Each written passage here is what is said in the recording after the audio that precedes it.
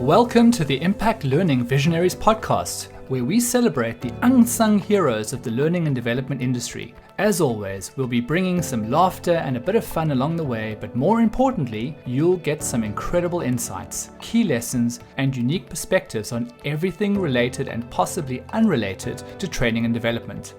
Let's get this show on the road. Hello everybody, and welcome to the Impact Learning Visionaries podcast. Today we are joined by Aimee Swartz, who is responsible for leading the design of an employee-driven learning experience at her company Helios. Her expertise combines learning, design, and technology to ensure the performance and growth of employees, managers, and teams. She is a member of the Center of Expertise for Talent Acquisition and Organizational Development, and she's passionate about leveraging technology for the best learning experiences that positively impact individuals and teams. Aimee, it's wonderful having you on the show. Welcome. Thank you. Thank you for having me. So I think where I want to just start the conversation is a lot of what you do seems to be kind of at developing training, but at the intersection of social learning, storytelling, and technology. Do you want to kind of give us a little bit of an overview of what that means? Yeah, well, I think the thing that I've learned over the years, or what I would really like to add to learning and development, is to think beyond the traditional way of viewing learning and development. I think learning and development itself is kind of, that's the thing that we do, but it's not the end result. And I think we should focus more on the end result, which is actually improving performance, adding value. And that is where I try to focus. So when you're given a learning development opportunity, to always think about actually what is the need for this, and how can we actually impact the business. And I think that's a big challenge, is to get people within our own industry to think that way, although more and more people are, but especially people outside of our industry to think that way. So technology and storytelling, shared knowledge sharing, these are all things that do push the boundaries and start to achieve that. But I think always what is in my mind is that end result, and I think that's really paramount to doing good work, because we do a lot in learning and development that just really feels like a tick box exercise, and I think that we can do so much more, and we can really have an impact on business productivity, performance, and that's really where I like to focus. So focusing with the end in mind and with the impact of why we're doing this. So that's great. Completely 100% aligned with you on that thinking. You mentioned two things. So I think a lot of people understand or would know about storytelling, but in your world, storytelling is great, but how, what is the impact, and why are you introducing storytelling? What is it that you're trying to kind of see as an outcome from the storytelling process? Well, I think if we look at evidence-based thinking about how people learn and how things stick, the stickiness of what we're consuming, we find that storytelling is a really good mode to kind of get a bit deeper into people's minds, and by appealing to their emotions, it just is a much easier way to learn something. And I'll give you a practical example. So we recently revamped safeguarding training. I'm working in the healthcare industry. There's a lot of compliance training, which is always, I think, problematic, because you have to do it, and you have to tick quite a lot of boxes. So that's always a bit confining in a way, but you can still find, I think, those performance outcomes, those performance goals, because at the base of that, there is a real reason why people need to do it. But sometimes it does feel very just like going through the motions, ticking the box. But one of the things that we did in that training that was really successful, and especially for people that were in more of a functional role, so they weren't working with young people, they weren't likely to encounter safeguarding issues as much, so it seems much less relevant, less valuable to them. But we spoke to the people that did work with the young people about safeguarding situations that they had encountered, and they shared their real examples, obviously not with personal information and things like that, but we had like woven through the course what we called safeguarding stories. So it was just real people talking about real experiences, and that just really lifted everything and made it actually real and more relevant, and I think added a lot of value. Yeah, and I mean, I completely agree with that. And I mean, in our world, storytelling, we often associate it with positive behavior change, which is, when you think about it, really what the learning journey is actually about is how to take someone from point A to point B, which is a journey of change, and kind of there's a big part of motivation and behavior change that sits in that journey, going from point A to point B. But also the outcome as well is to make a positive difference. So big fan of storytelling, and fascinating to hear how you're integrating that into the stuff that you do. And the other thing you talked about was something that we've talked about on this podcast a number of times, and really fascinated to kind of get your individual take on it. Is you talked about kind of with designing it with end in mind. So understanding that, and as you said, like historically, learning has been a checkbox based process, and how the industry is now shifting to understanding that it's more than that. It sits at the kind of core of every single organization in the world, and it's really become critical, because at the end of the day, every organization has a purpose, and in order to achieve that purpose, you have people, and those people need to be equipped to achieve that purpose, and therefore, kind of training with that end goal in mind, of saying that what am I doing here that's going to essentially get my organization closer to the purpose and get those people to achieve that, is really what I think the industry is starting to understand and shift towards.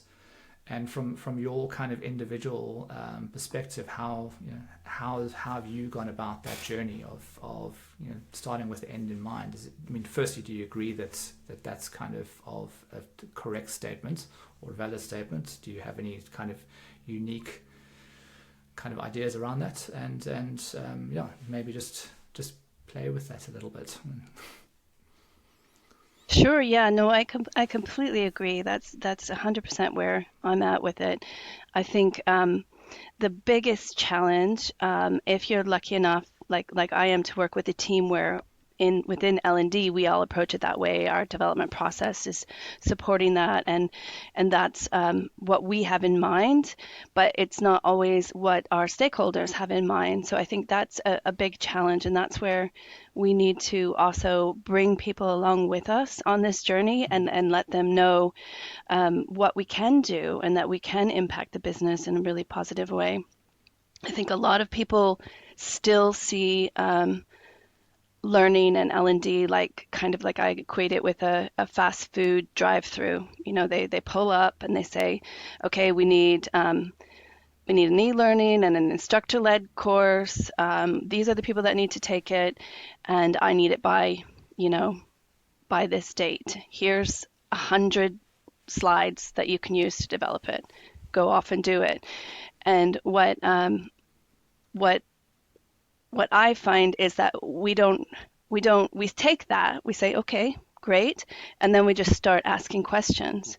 And you need to ask and ask and ask and keep asking, okay, so what is it that you want people to do that they're not doing now? And really focus on practical things, So why aren't they doing that? The why, I think, is really important. That gets missed a lot because it could be that the real issue is completely separate.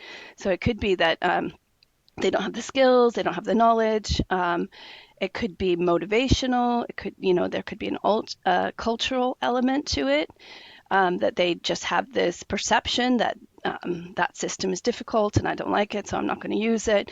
So it really, if we just created a standard e-learning, giving them, the overview, that would probably have very little impact, and it wouldn't achieve what the requester wants. So it's just trying to like bring them along to that way of thinking. And I think sometimes it's really difficult because people don't know what they don't know, so they're kind of taken back by it sometimes, and they think maybe you're being difficult or you're not understanding. It's like, no, I need a 15-minute e-learning and a quiz and some knowledge checks, and it's like, but that's what learning is to them. That's what, we're there for. So I think it also is widening that the scope so that they understand that a lot of learning happens outside of formal learning. I mean, we've known that since, I don't know, the 80s when the 70-20-10 model came out and things like that. We've been talking about that for a long time, but it's really hard to shift that and say, okay, how do we go for the other 90% then? How do we actually, it's not formal, so we're not pushing it to people, but how do we build, the scaffolding that supports that other learning that happens outside of, like, learning isn't just a place that you go for half an hour every week. Learning happens, we know this, it happens mostly on the job, learning from each other. That's also a really good one. You talked about knowledge sharing, which is actually, and social learning. That's a real passion of mine because we learn from each other. We're social beings. We learn from each other. And so there needs to be, the role of L&D in that is to create an environment that supports that to happen. So we can't make it happen. We can't force it and say, you will share your knowledge. It just doesn't work that way. So it really is a different kind of skill than traditional, learning development.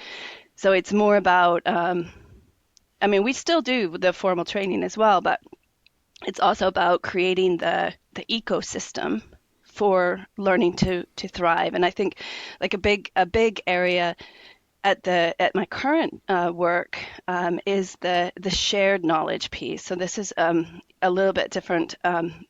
There's different terms for it, but a little bit different than knowledge sharing. So knowledge sharing, I would say, is more what happens, the kind of blue sky thinking, like, what if we did this? Or, like people sharing, like, oh, I read this article. Could we apply this? That kind of thing is knowledge sharing. But at the base, every organization has their knowledge, their shared knowledge. This is how we do this. This is how we do that. And at the moment where we are, that is not very structured. It's not very organized. And consequently, it has a huge impact on performance. So I think, as L&D, that's one of the things that we're trying to tackle is to get a better knowledge base. And so people know not only like this is how we do it, but it's been verified, it's been checked. This is the expert that I can ask about it if I'm not sure about it. Because otherwise, what we find is that people have created their own. They were not sure, so they created another version and it's slightly different, or they spend a lot of time looking for how to do things. And so that's where I think that that we can have a huge impact is to just get that organized, get that set up. It's not our knowledge. We don't own that knowledge, but we are creating the systems and the structure for that. But there again, it is a challenge because a lot of people don't think that is that L&D should be responsible for that, because it's across the organization. It's not just training material we're talking about. We're talking about like the way we work, the reference, the materials, the knowledge base. So it's a challenge. Yeah, there is an incredible amount of stuff that you've just kind of unpacked there. So I'll try and logically kind of go through it. So first, it was interesting you brought up the 70-20-10 model, because I think it mirrors probably real life behavior, right? You know, it mirrors the way that we probably learn naturally. You know, is like, you know, when you learned to ride a bicycle, you got like maybe 10% of that instruction from your parents who showed you how the brakes worked and how the pedals worked. But thereon after, you know, the rest of it came from trying and basically trial and error, and it is just very I suppose just, I wouldn't say naive, but just unrealistic to expect that when someone does a course that they're just going to go out and master that content and then just be able to use it. But on the other side of the spectrum, one thing that I've also always noticed is that the rest of the model is very hard to manage. It's very hard to scale, because what inevitably ends up happening is you will get some type of mentor or some kind of go-to person, and often, you know, as that scales out, it ends up being your line managers. And by nature of the fact that every human being is different, some people are very good at creating safe spaces, helping people experiment without fear of failure, helping people learn. Other people aren't so good because, you know, that's just not the way they are. So you can create this kind of little bubble of certainty, and then you almost kind of take a risk of how the rest of the journey is going to go, because you're relying on things that are completely outside of your control in the process. And I can understand why a lot of organizations struggle with this, and why a lot of L&D people struggle with this, is you are really kind of relying on a natural ecosystem to kind of create learning, and all you can do is really nurture and support that ecosystem.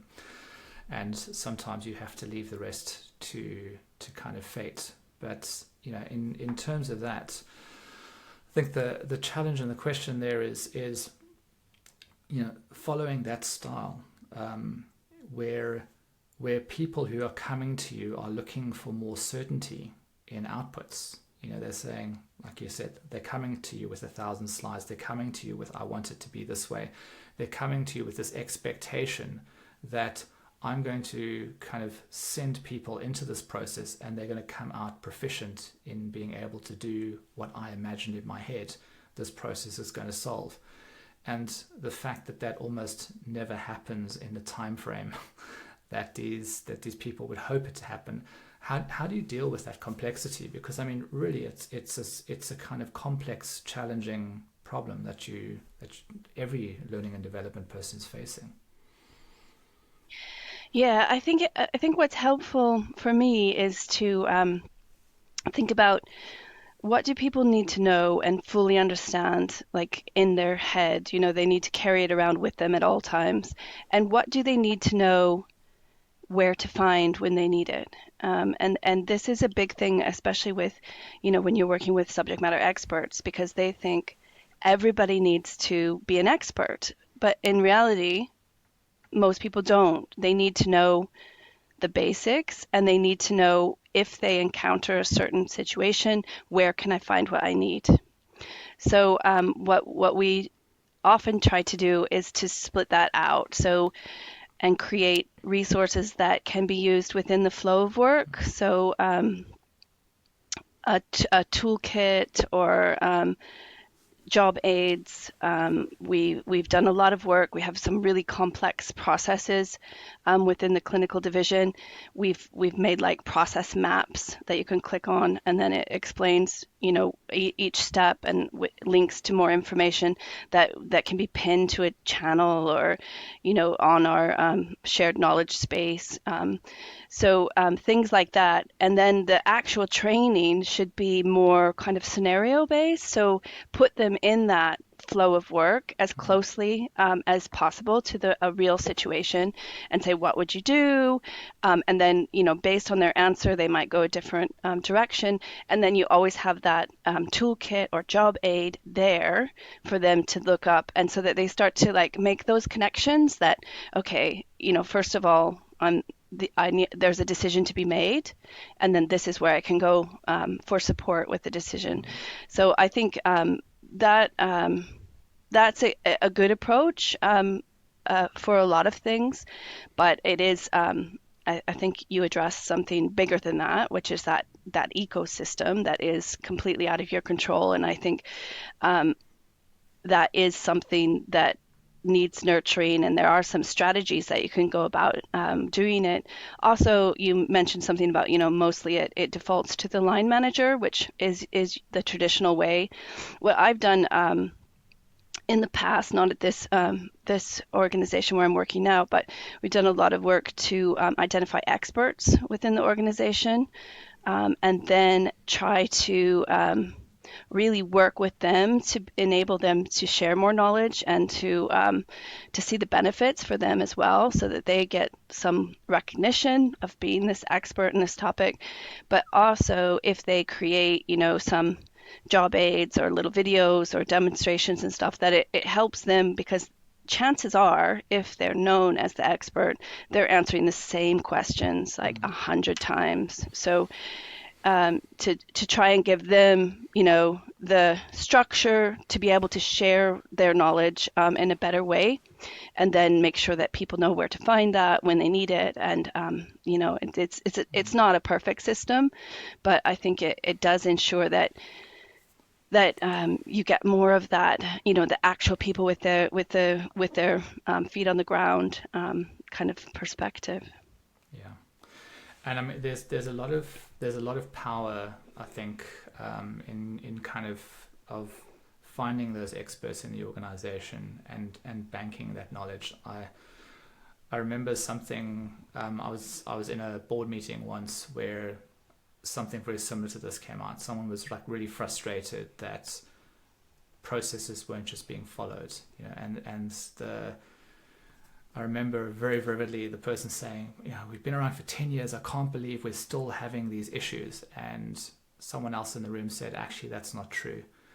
We're a 10-year-old company, but actually we're a 2-year-old company 5 times over, implying that none of the wisdom, none of the organizational knowledge is being banked anywhere. You're not identifying those experts. And because of that, you're almost creating this hamster wheel experience where people are having to relearn and relearn and relearn the same things again and again and again. Exactly.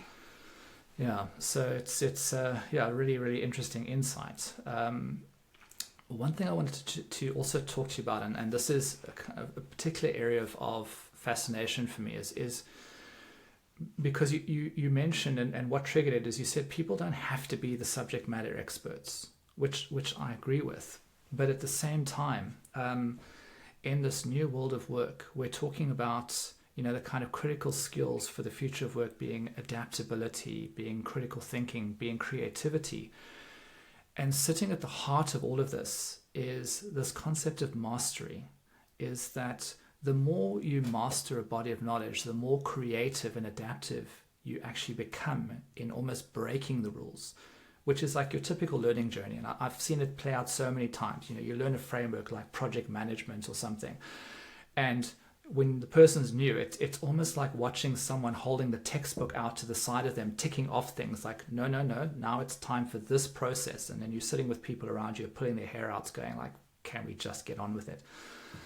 But then you see the people who naturally become creative and adaptable in that are the people who've got years of experience, and they can suddenly start to be more adaptive and saying, well, I know that it works that way, but the culture of the organization is more like this. The people that I'm working with be more responsive to this, and I can end up kind of adapting and flowing it to suit the purposes of the company. So part of the challenge is obviously more people who have that mastery and knowledge increase that organizational agility and ability to be more innovative and creative. So it's almost like a kind of like more of a philosophical question I'm asking at the moment is, taking in that kind of observation, do you agree with it? Do you disagree with it? Because you're more than welcome to disagree with my personal observation, and I'm not an expert by any stretch of the imagination, but it's something that I've always observed is this kind of push towards mastery, this like Malcolm Gladwell 10,000 hours kind of concept. I mean, it's definitely not 10,000 hours for most people, but you can become very proficient and master something in a very short period of time. and in a way become a subject matter expert. So I've always kind of seen it more as you need to pick your battles. In other words, pick the things that you're really kind of naturally drawn to and naturally interested in, but you should be ideally driving towards mastery in your own right so that you can become more effective within your organization. Thoughts? Yeah, no, I think it's really interesting, and it's really something that I don't have a neat answer to, or a really it's not black and white for me, but it's I think it's really interesting, and it's really appropriate for the times that we're living in, because I think we're not really sure, and what came to mind as you were speaking is, do we really have the luxury to become masters? If you look at how things change so quickly now, and the way that it's speeding up, and that I don't have the numbers to hand, but like that people will have a lot more roles, and a lot different, even complete careers, even in their span of work, where before we used to be much more, you started in, you graduated with a degree, and then that the knowledge that you had from that degree you could apply for, I think the life span of knowledge was much longer. I think it was like 15 years or something like that. Now it's down to hours. I don't have it at hand, but I mean, it's scary how quickly things are changing, and how there's new things, new thoughts, new ways of working. So I think for me, my biggest takeaway from that way of things changing is that the biggest skill that we can have, the most important, is this kind of natural curiosity, and need to understand things. You have certain types of people that you can put in almost any role, and they will figure out a way to do it. They will figure out they will figure it out. They just need to understand. They need to solve things. They're not daunted by not being trained or whatever.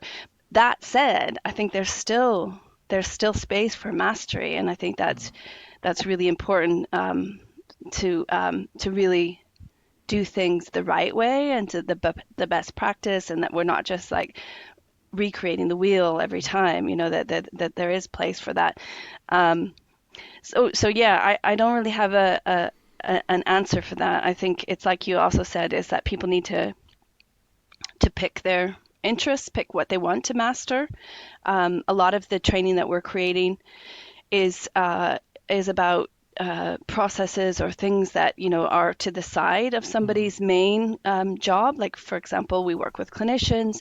They are there to help children, but they also need to do work with our technology. They need to do all this other stuff that they don't need to master. They just need to know how to use it and where to find more information if they need it. So yeah, I don't know. I feel like I'm waffling a little bit, but I think it's a really interesting conversation to have. I think, I mean, it is obviously fascinating, because I think it is a challenge where a lot of people kind of, I think they're kind of conceptually, they're challenged by it, but it's almost too complex to really try and overcome. So it's just, we've got a problem right in front of us. Let's deal with that problem. Let's not worry about this kind of conceptual, philosophical stuff around us. I think the challenge, of course, is that it's happening irregardless of how we feel about it, and more and more we are going to see people probably having forms of existential crises, dealing with the fact that actually I feel quite we talk about imposter syndrome. I think we're going to go through a global imposter syndrome crisis at some stage, with people feeling like they're woefully out of their depth in a lot of things, and suddenly kind of learning and development is almost going to have its opportunity to kind of solve one of the biggest global challenges I think we're going to have in this kind of modern technological changing world. So it's always just fascinating to hear people's thoughts on that, because especially seeing that you almost, the way you were speaking, is you're kind of sitting on the periphery of that when you were talking about storytelling and using technology, and understanding that you're working in an ecosystem, and looking outside of just the learning content, to how it's essentially not only dealt with outside of the learning journey, like within the rest of the organization, but just looking at how organization retains that knowledge, retains that wisdom as well. All things that I think are absolutely critical. So I appreciate your kind of candor around that. Just kind of as we're starting to get to a close here, I guess the one final question I have before we kind of I start closing out and do my normal 2 final questions is just within your organization or your ecosystem. You talked about starting with the end in mind, and from time to time. And I had a fascinating conversation yesterday with someone who is part of the Data Institute, but I come from a metrics and analytics background, and I'm fascinated to find out from you. You talked about the traditional way that L&D has been working, and you seem to now be kind of sitting on the side of the kind of industry that's looking to kind of push the limits, push the boundaries.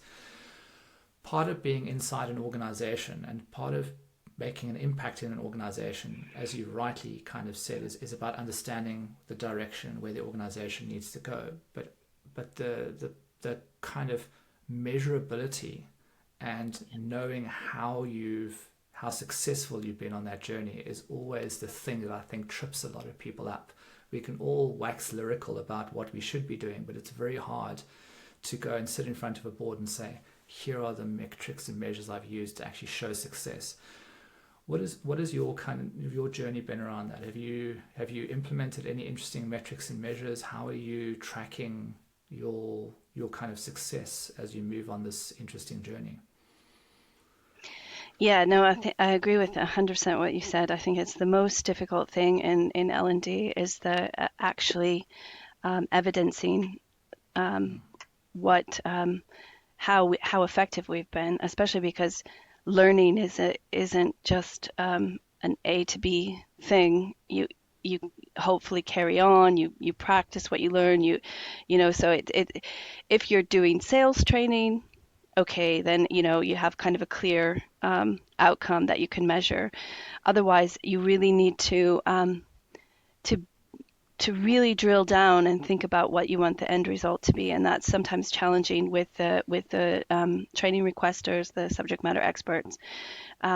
What I will say we've done, and not all of it is quantifiable, so sometimes it's anecdotal that we keep track of. We do set performance outcomes, and we do revisit them to see how we've performed against them.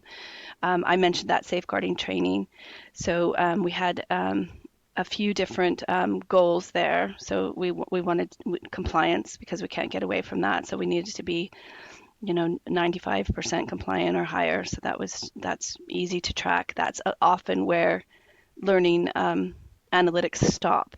But like I said, that doesn't tell you anything about what people have actually learned. So I think what we also did is that we wanted to reduce the number of repeat questions to the safeguarding team. We couldn't really measure that because they didn't record it accurately.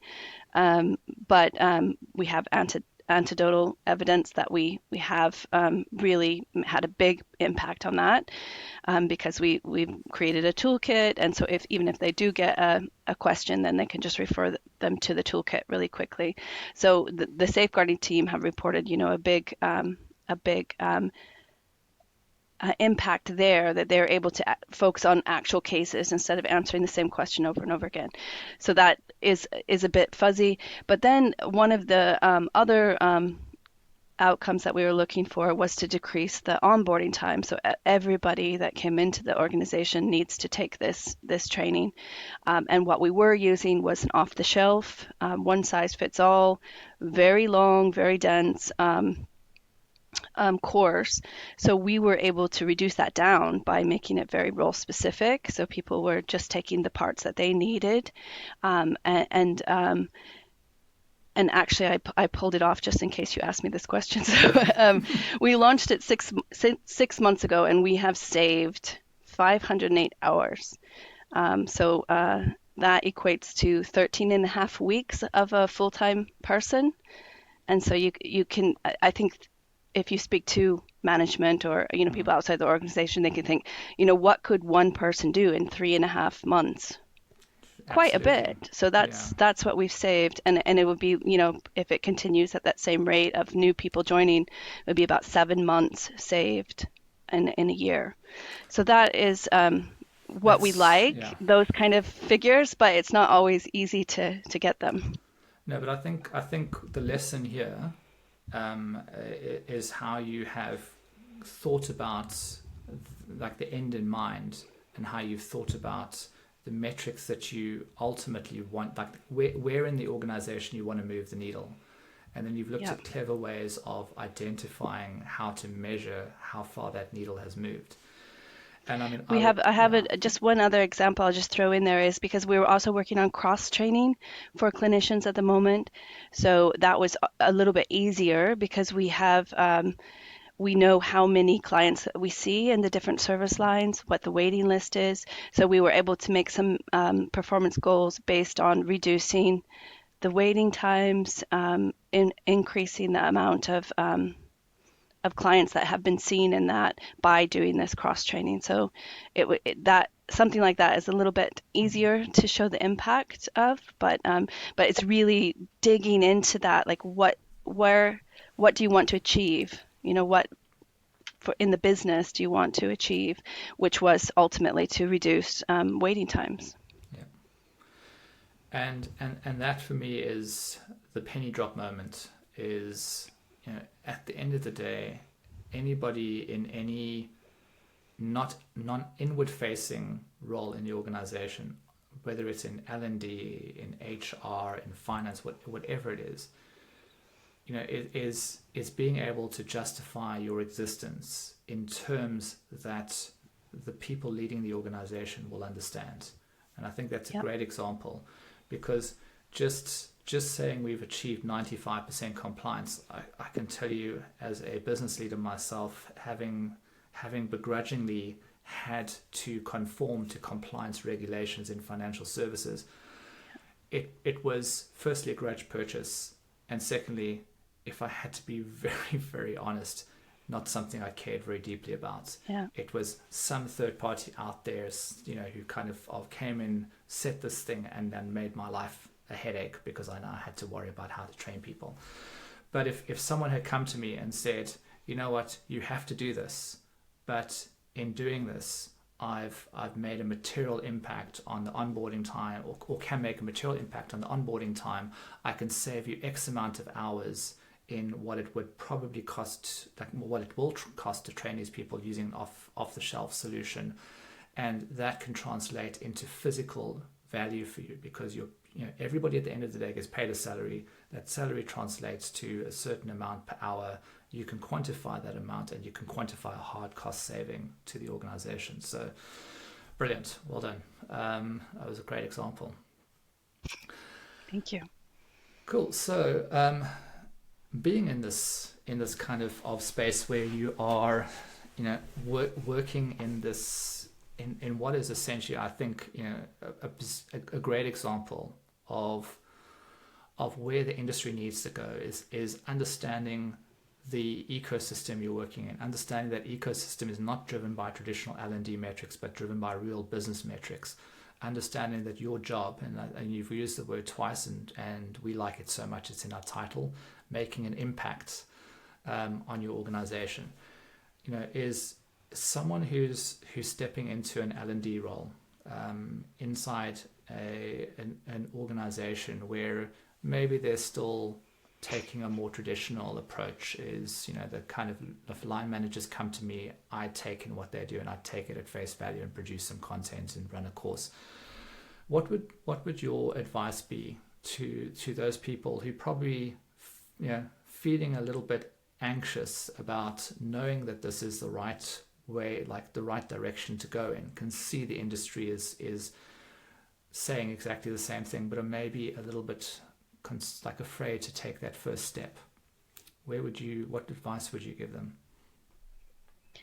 I guess I would just advise to think bigger, to ask a lot of questions, like a lot of questions, um, and test the assumptions, like question the assumptions, and to really try to connect it to the real world and the real what people are actually doing on the job, and think about, just it's not, you don't have to be an expert in that area to be able to think about, like, I don't know manufacturing, but if somebody wants to do a training, like, is that gonna result in a machinist making more of these cogs? I mean, just can make those connections, ask those questions. It is a delicate balance, and sometimes it's difficult to bring people along with you. And so I would say, you don't want to be put people off completely. So sometimes you do have to make a drag and drop interaction because somebody really, really wants a drag and drop interaction because they've seen it and they love it. So sometimes you have to do that, but also show them something else. Show them how it could be different. And once they start to see, I've seen it at the organization where I'm at now. I've been there for just over a year, that people are starting to understand what L&D can do because we are doing things differently. But it was very difficult to explain that to them without showing them. I think, you have to kind of do it step by step, show them the way. And once they see what's possible, then it becomes a lot easier. Yeah, I think that last bit, I mean, there's a lot of advice in there, but I think that last bit is definitely something I would second. Is people generally don't know what they don't know, and when you're trying to change a system that isn't, doesn't have the perception or awareness of what you're trying to change to, trying to change too much at once, often ends up basically resulting in an equal and opposite pushback on you. And I think that's where a lot of people who are very exuberant, who want to change the world in one fell swoop, often tend to get the most frustrated. Is sometimes you have to do an incremental change over time and start and take people along on that journey. So yeah, brilliant.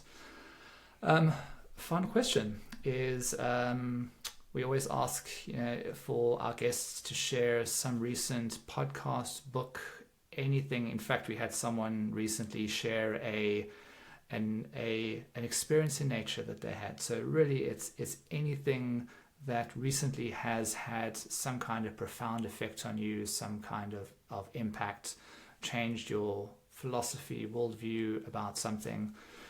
Share it with if you're happy to share it with us, we'd love to hear about it. I was actually going to share like some of the books that have really impacted me, and the way that I think about learning, but it's not necessarily recent. Is that okay? That's fine. Okay, so I would say Nick Shackleton-Jones is a great person to follow, or books to read. We use the 5DI model for development, although we tweak it a bit, but I think it's very performance based. In that same vein is Kathy Moore. So I think those two pair nicely. Map It is her book, but I would say Nick Shackleton-Jones is much more theoretical, and you'll be nodding a lot, but you won't be really sure what to do with it. But Kathy Moore really provides a lot of insight into how to apply it, how to have those conversations with stakeholders, how to get to the root of the issue, make it impactful what you design. And then more recently, I've read The Modern Learning Ecosystem by J.D. Dillon. I would maybe frame it a little bit differently from my own experience, but I think it's still a very useful model that he's come up with about it's kind of a builds on the 70-10. What am I saying? 70-20-10. Yeah. 70-20-10, that's it. Yeah. That model, so it builds on that, but also talking about how can we go after, how can we create this ecosystem rather than just doing push training. And then on that same vein, Jane Hart, Modern Workplace Learning. Again, she's kind of more the practical, but she has a lot of good things, a lot of resources on social learning, knowledge sharing, that kind of thing that have really influenced me and almost been like a handbook on how to do these things. So I really highly recommend those. Great. That's very practical and theoretical advice. So it's almost like you are a learning sommelier. You know, where you pair the wine with the food, you're pairing the theoretical with the practical. I love it.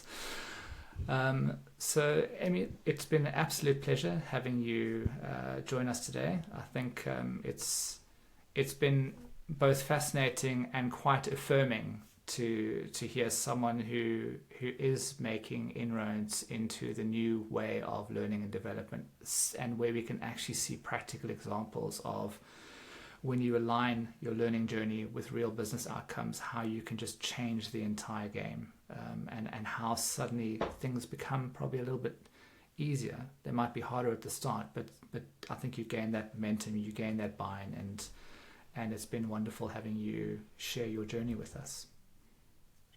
Thank you. It's been a pleasure. Hey, thanks so much for joining us for this episode of Impact Learning Visionaries. If you found it interesting or helpful, please subscribe by clicking on the button down below so you don't miss our next one. Also, be sure to check out our Reality Bites blog for more information on how technology is aiding in learning development. Links are all in the description below. Go check it out. Thanks a lot. Bye.